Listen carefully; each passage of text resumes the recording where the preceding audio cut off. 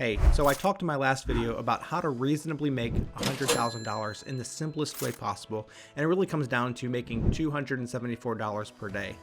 But the thing is, that includes weekends also, and if you don't want to work 7 days a week, how do you make $274 every single day without having to work all the time? This is where the power of the internet comes in.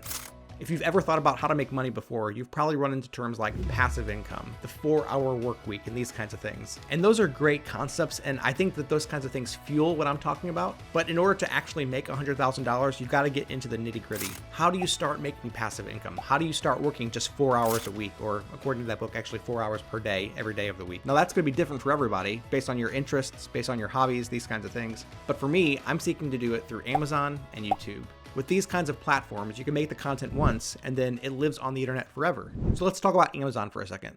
For a long time, Amazon had a program called Amazon Associates, and it's basically their way of doing affiliate marketing. You apply to be an Amazon associate, and then anything that's sold on Amazon, you can then get a link to that and then make a video about it, make a blog post about it, basically refer people to Amazon, and if they make a purchase, you get a commission from that.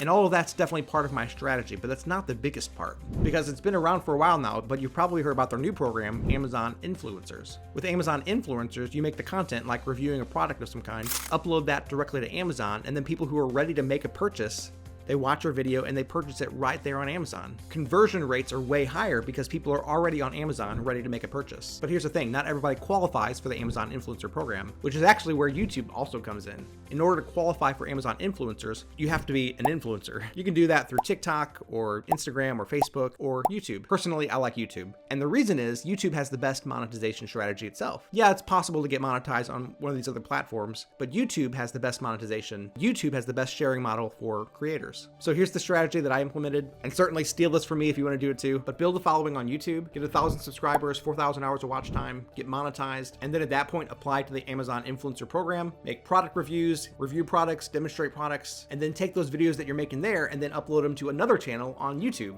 Build another channel, get that channel up to 1,000 subscribers and 4,000 hours of watch time, and get it monetized. So then I had 2 channels on YouTube monetized, plus actually a third one, my wife's channel.